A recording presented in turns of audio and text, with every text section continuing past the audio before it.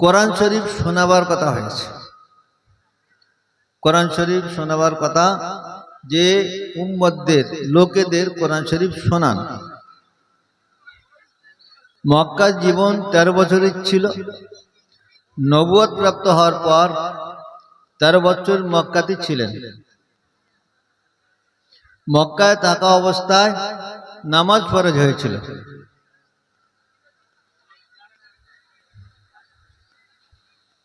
তারপর যখন মক্কায় মুসলমানদের নির্যাতন হয়েছে, আল্লাহর তরফে হুকুম আসার পর হিজরত করার হুকুম দিলেন। হযরতে সাহাবায়ে কেরাম হিজরত করলেন। আল্লাহর নবী সাল্লাল্লাহু আলাইহি হিজরত করছেন পরে। বলার উদ্দেশ্য হলো এই, যে তখন এক সময় ছিল যে সময় দিন সম্পর্কে কেউ জানতো না। হযরতে সাহাবায়ে কেরাম রাদিয়াল্লাহু আজমাইন যখন বাইরে গিয়েছেন, সেখানে তাবলীগ করেছেন, তার কারণে লোক মুসলমান হয়েছেন, সাহাবারা মুসলমান হয়েছেন। এবারে তাদের আসতে হয়েছে আল্লাহর নবী সাল্লাল্লাহু আলাইহি ওয়াসাল্লামের কাছে। এইরকম জামাত বিভিন্ন দলে বিভিন্ন সময় আল্লাহর নবী সাল্লাল্লাহু আলাইহি ওয়াসাল্লামের কাছে এসেছেন। কি জন্য এসেছেন? তারা দিন সম্বন্ধে জানেন না, দিন তারা শিখতে এসেছেন। একজন সাহাবার ঘটনায় আসে যে তিনি এসেছেন আল্লাহর নবী সাল্লাল্লাহু আলাইহি ওয়াসাল্লামের খেদমতে এসেছেন। একথা বলেছেন, ইয়া রাসূলুল্লাহ, আপনি আমাকে এমন একটা আমল বলে দিন, যে আমলটা আমি করলে, যার উপরে আমি আমল করলে জান্নাতে যাব। নবী আকরাম সাল্লাল্লাহু আলাইহি ওয়াসাল্লাম বলেছেন যে আল্লাহর সাক্ষী দাও, আর আমি আল্লাহর রাসূল, আমারও রাসূল হওয়ার সাক্ষী দাও। নামাজ পড়ো, রোজা রাখো, যাকাত দাও। সেই সাহাবা কি বলেছেন? সেই সাহাবা যাচ্ছেন, গুনে গুনে যাচ্ছেন, যে আল্লাহর নবী সাল্লাল্লাহু আলাইহি ওয়াসাল্লাম যে কাজগুলো আমাকে বলেছেন, যাতে আমি ভুলে না যাই।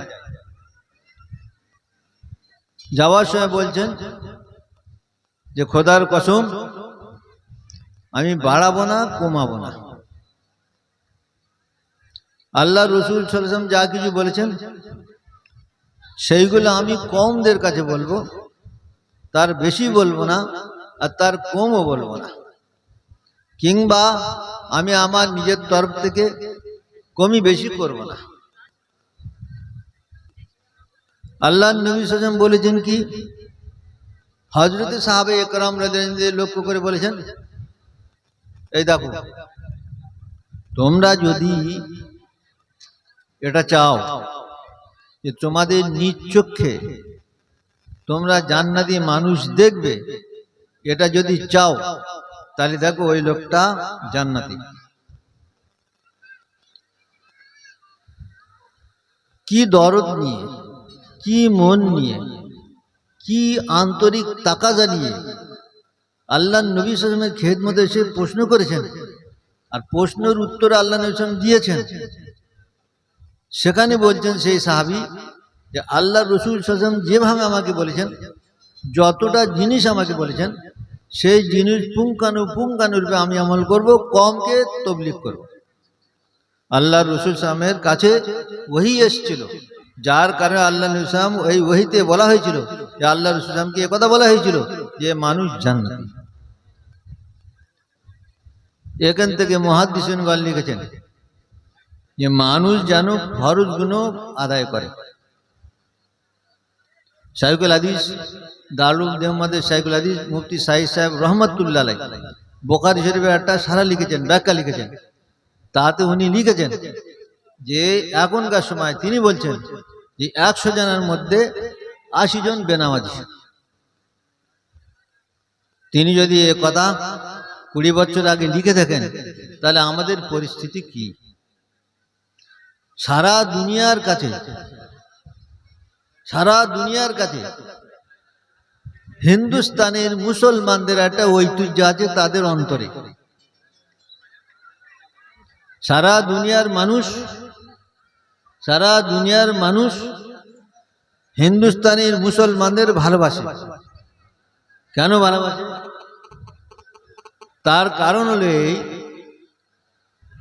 যে হিন্দুস্তানের মুসলমান তারা নরমপন্থী, হিন্দুস্তানের মুসলমান তারা দিনদার, আল্লাহ রসুল সাল্লাল্লাহু আলাইহি ওয়াসাল্লামের জামানায় সাহাবারা তো দূরের কথা, নবী আকরাম সাল্লাল্লাহু আলাইহি ওয়াসাল্লামের জামানায় যারা মুনাফিক, পাক্কা মুনাফিক অমুসলমান, তারা জামাত কাজা করত না।